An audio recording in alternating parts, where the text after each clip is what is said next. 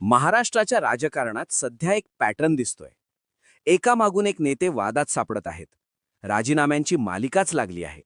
आणि त्यातच आता राष्ट्रवादी काँग्रेसची आणखी एक विकेट पडली आहे. महिला आयोगाच्या अध्यक्षपदावर असलेल्या रुपाली चाकणकर यांना राजीनामा द्यावा लागला. तो का, कसा हे वेगळं सांगण्याची गरज नाही. कारण आता कुठलाही चॅनल लावा की मोबाईल, तुम्हाला चाकणकरच दिसतील. पण मुद्दा असा आहे की मागच्या वर्षातला राष्ट्रवादी काँग्रेसचा अगदी ग्राफ बघितला तर राष्ट्रवादीमधील जे नेते अगदी ग्रिप पॉइंटवर असतात तेच अडचणीत येत आहेत आणि त्यांनाच थेट राजीनामा द्यावा लागतोय. बरं, यात सत्तेतल्या इतर दोन पक्षांचे आमदार, खासदार कुठेच दिसत नाही. तेही वादात सापडतात, पण अजूनही राजीनामा कुणीही दिला नाही. मग राष्ट्रवादीवरच ही वेळ काय येते? हा फक्त एक राजीनामा आहे का, की यामागे मोठं राजकीय गणित, दबाव आणि भविष्यातील परिणाम लपलेले आहेत? वादात अडकलेल्या चाकणकरांचा राजकीय इतिहास काय अधोरेखित करतो, या सगळ्यावर भाष्य करूयात. या व्हिडिओच्या माध्यमातून महाराष्ट्राच्या राजकारणात सध्या जे काही घडतंय ते फक्त एखाद्या व्यक्तीपुरतं मर्यादित नाही, तर एक मोठा पॅटर्न होताना दिसतोय.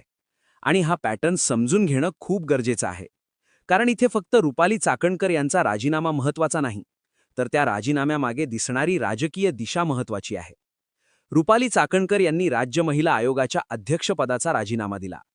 आता हा एक एस्टॅब्लिश्ड फॅक्ट आहे.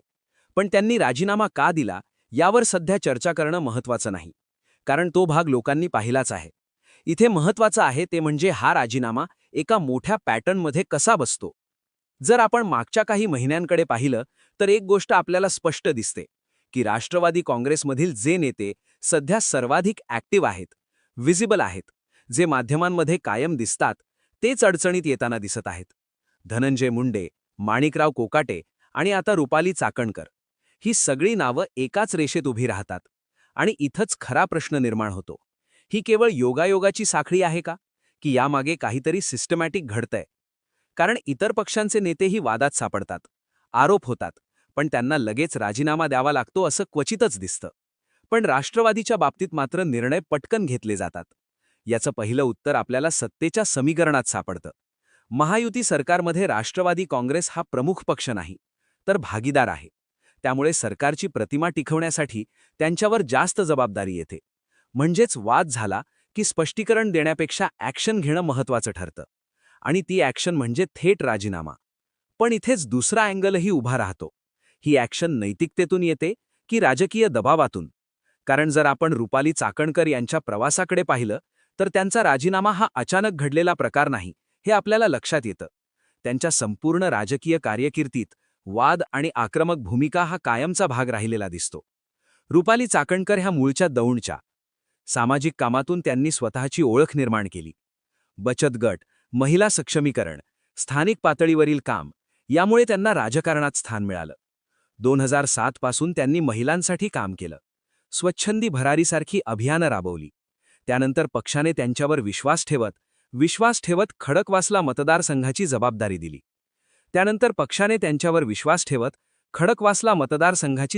दिली.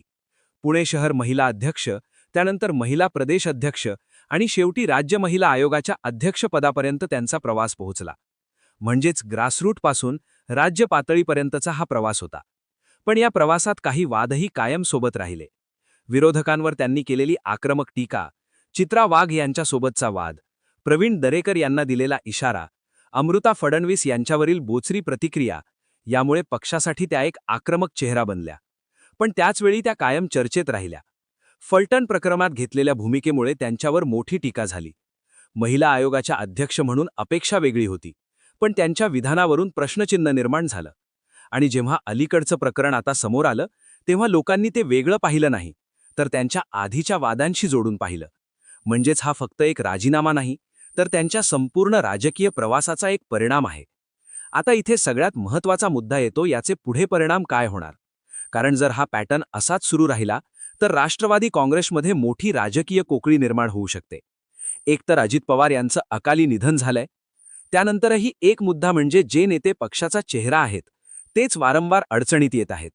दुसरीकडे महायुतीतील त्यांचा प्रभाव कमी होण्याची शक्यता आहे, कारण सतत वादात असलेल्या पक्षाचं डिसिजन मेकिंगमध्ये तितकं वजन राहत नाही. आणि तिसरा सगळ्यात महत्त्वाचा मुद्दा म्हणजे जनतेचं परसेप्शन. जर जनतेमध्ये अशी भावना तयार झाली की राष्ट्रवादी म्हणजे वाद आणि राजीनामे, तर त्याचा थेट परिणाम आगामी निवडणुकीवर होऊ शकतो. म्हणजेच रुपाली चाकणकर यांचा राजीनामा हा एक शेवट नाही, तर कदाचित एका मोठ्या राजकीय बदलाची सुरुवात आहे.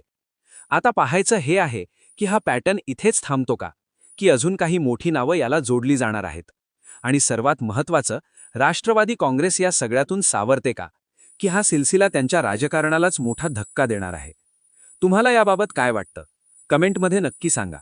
आणि असेच माहितीपूर्ण व्हिडिओ बघण्यासाठी आपल्या ठळक बातम्या या यूट्यूब चॅनलला सबस्क्राईब नक्की करा. धन्यवाद.